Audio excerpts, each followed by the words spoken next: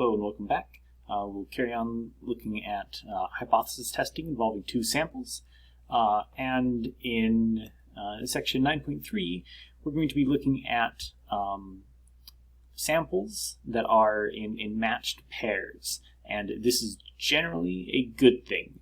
So when you're designing an experiment or planning an observational study, it's generally better if, rather than having two completely independent samples that don't depend on one another at all, it's generally better to have dependent samples that come in matched pairs.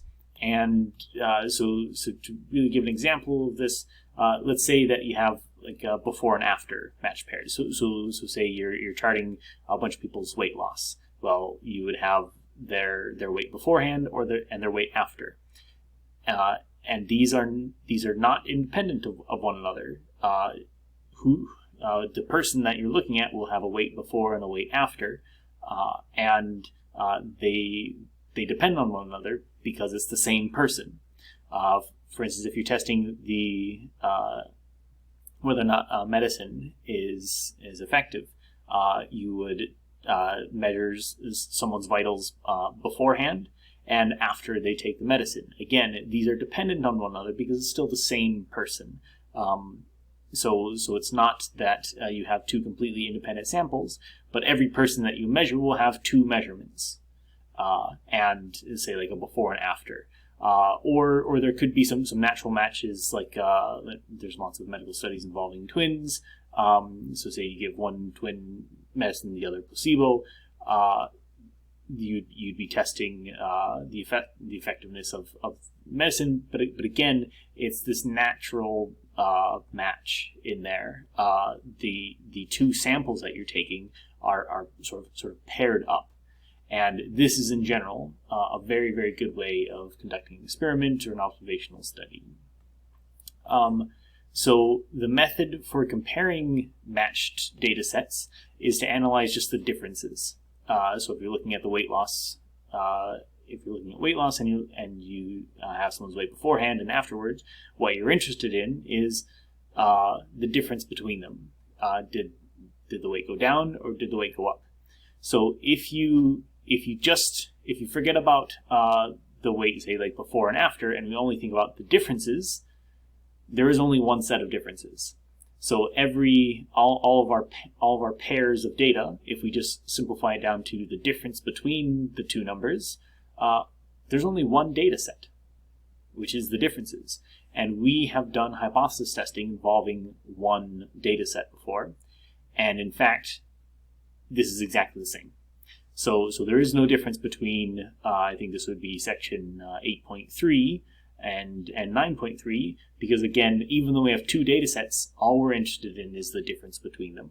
So our hypothesis testing is only looking at that difference. Let's look at some notation. So for instance, I'll use D to mean the difference between two values in some matched pair. D bar, the same as X and X bar. D bar is going to be the mean difference in our sample. And then, I didn't mean to write mu bar, mu sub D is going to be the mean difference between all of the matched values in the entire population, not just in our sample, but in the entire population. And then SD is going to be the standard deviation of the differences in the sample, in the same way that S is the standard deviation of the sample. And N is going to be our sample size. Note that even though we have two samples, there's only one sample size because the two samples are paired up. So you have to have the same number of samples, or sorry, the same number of things in one sample as you do in the other. Some requirements. So in this case, as opposed to any other case, the two data sets must be dependent, as in they have to be paired up. Each value in one has to be matched with a value in the other. Matched pairs, the pairs themselves though have to come from a simple random sample, as in we can't choose the pairs that we want.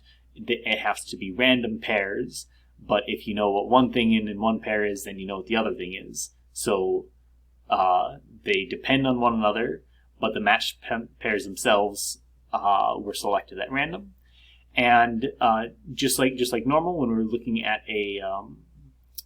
at means, the differences themselves have to come from a normal distribution, or the sample size that we're working with has to be greater than 30. So again, here we're not worried about the individual samples themselves coming from normal distribution. It's the differences is what we're worried about. So the differences must come from a normal distribution. But this is a pretty loose requirement. The test statistic is exactly what we saw back in section 8.3. We have the T statistic, the student T distribution. Because we don't know the population standard deviation, we only have our sample standard deviation. So again, this is just going to be our sample statistic, d bar, minus mu sub d, the population mean, divided by the sample standard deviation, divided by the square root of our sample size.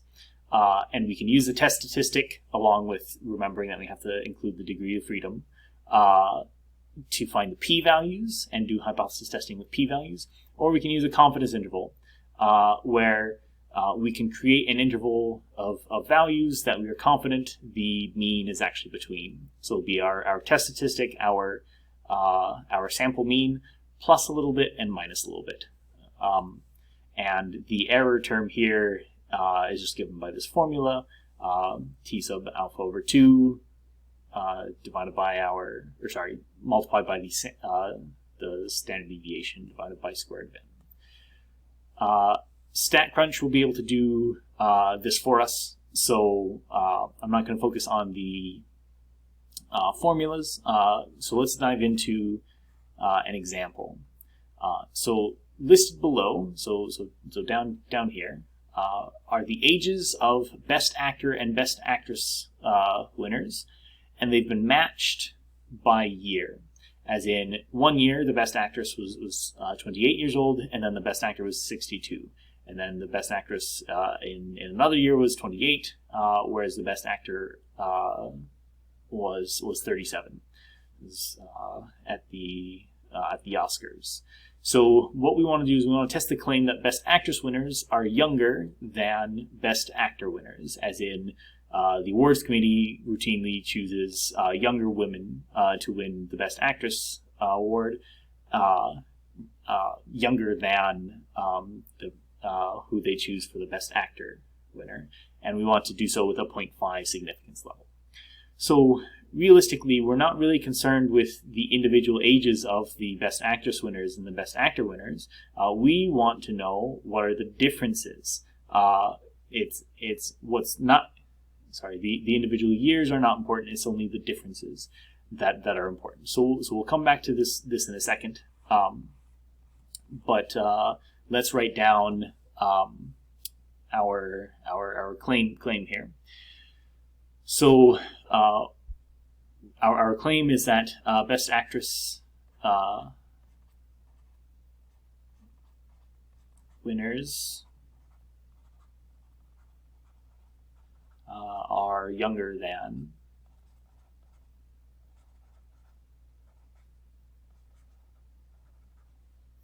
Best Actor winners.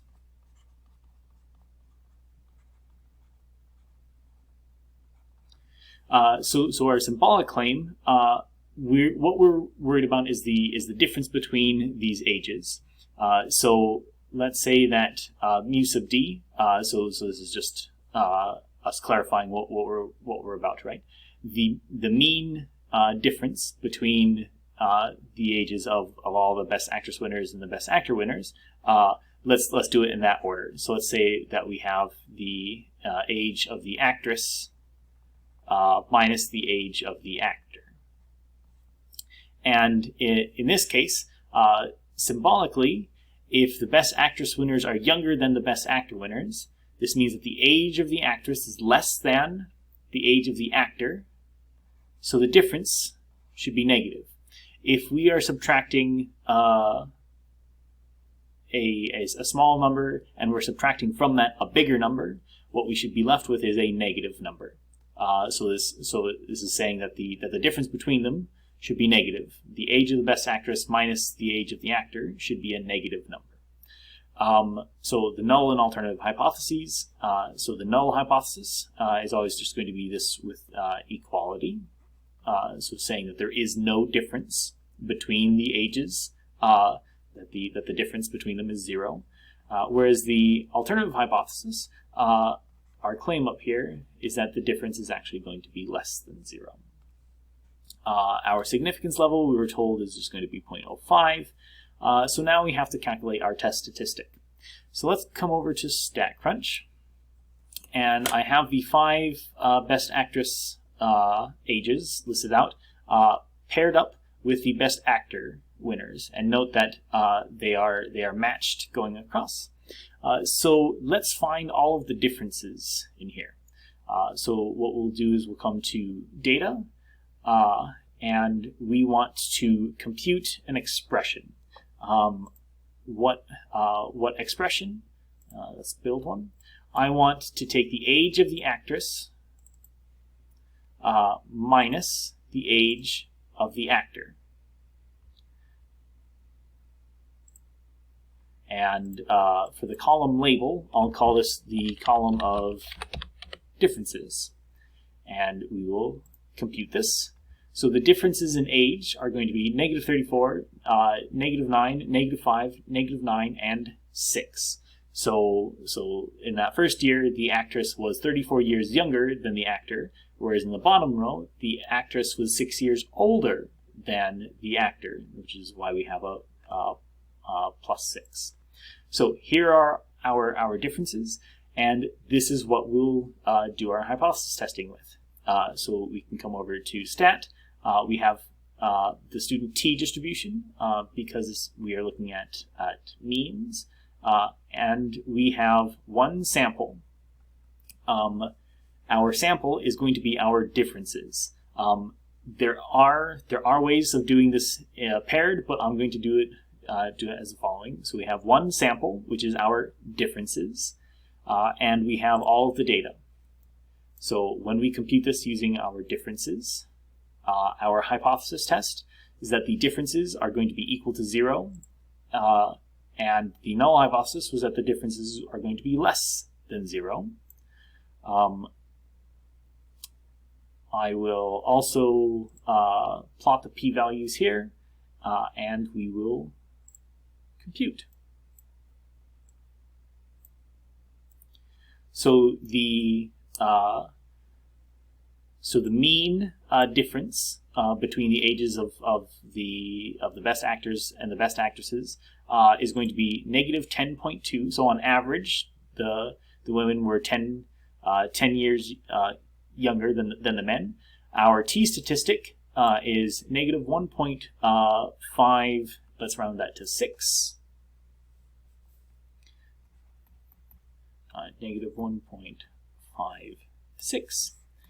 And our p-value, coming back, was 0.0973. Oops. 0.0973. Which happens to be bigger than our significance level. So because p is bigger than our significance level, we fail to reject.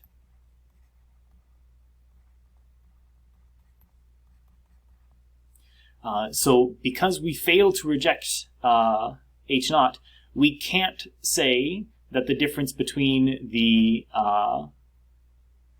ages of the best actor and best actress winners is not 0. We can't say that it's not 0.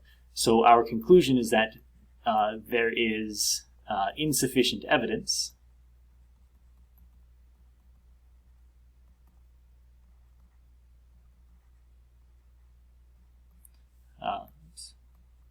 to conclude